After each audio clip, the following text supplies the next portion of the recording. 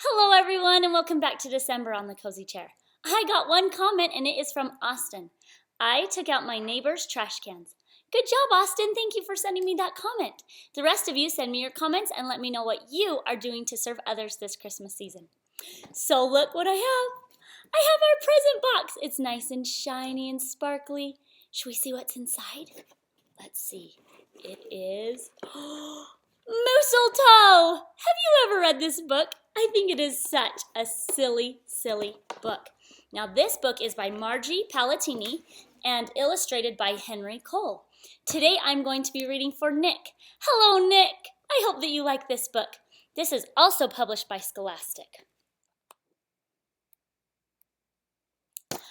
'Twas the season, and Moose was merry. He joyfully tickled the ivories with a tuneful of tidings and a flurry of fa-la-la-la-las. He was so full of ho-ho-hos, even his moustache had the holiday spirit. This moose has a giant mustache, so he calls it a moustache. Isn't that silly?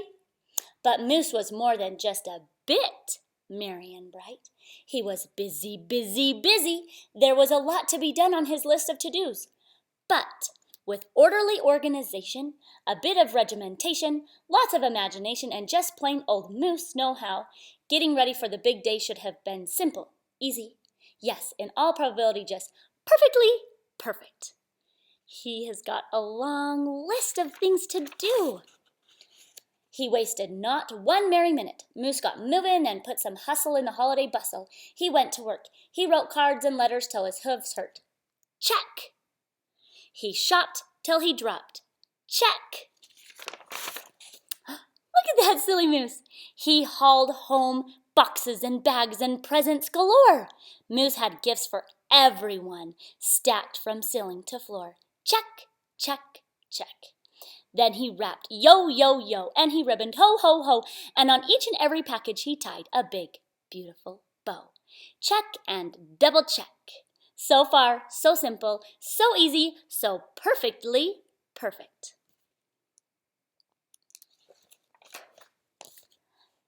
Another look at the list and Moose headed for the kitchen. He pulled out the pots, pans, and bowls, sifted through stacks and racks of cookbooks. He whisked with his left, spooned with his right. Moose baked tons of tins of cookies. Check! Dozens of cakes, breads, and sweets. Check, check, check.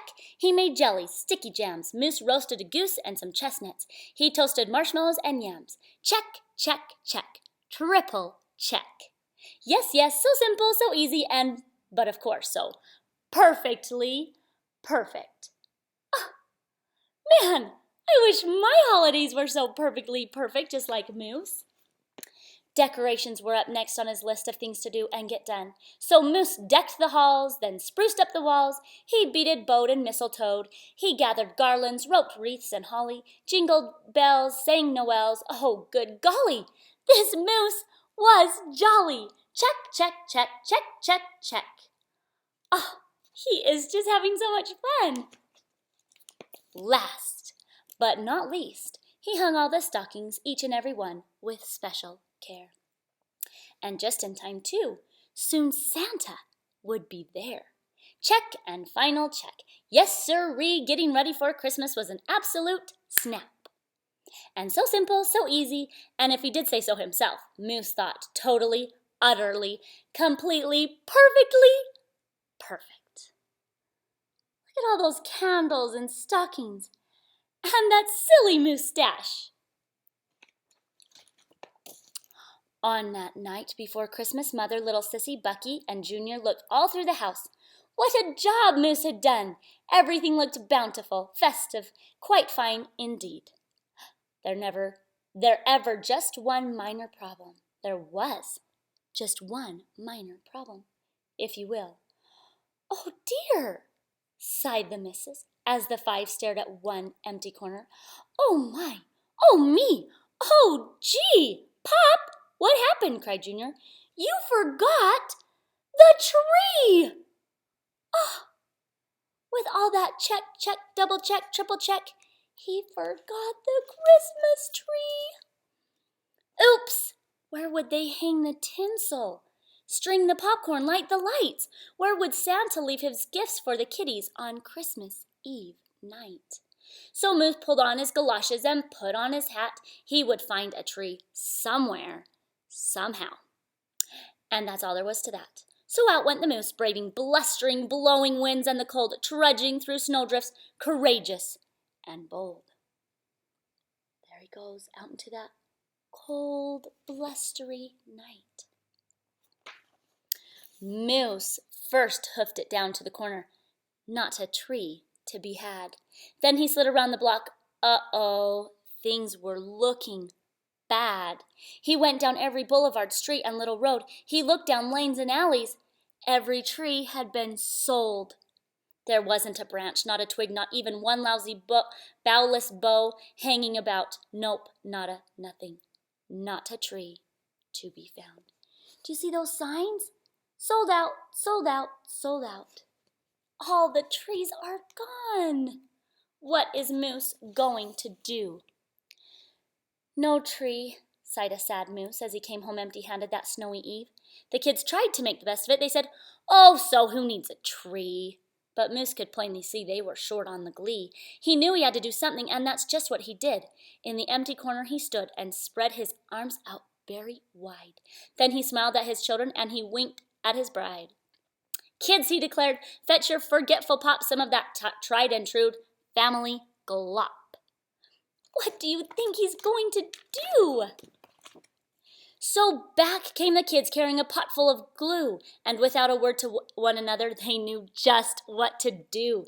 They each took a part, grabbing strands, taking hold, then carefully, oh so carefully, they glopped and they plopped, they pasted and they pressed. They curled and twirled every which way a follicle would fathom, until Moose's magnificent moustache was indeed even more of a marvel to see.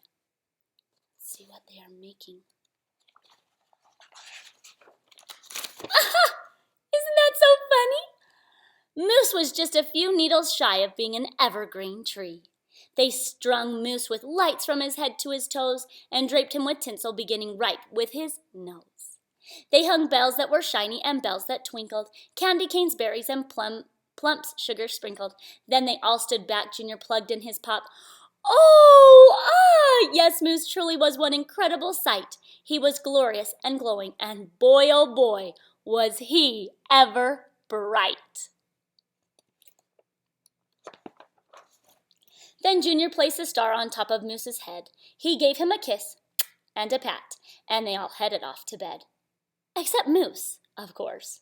He stayed in the corner instead, still twinkling and blinking and waiting for Santa. Oh, so it wasn't so simple, and it wasn't so easy, and okay, it wasn't perfectly perfect.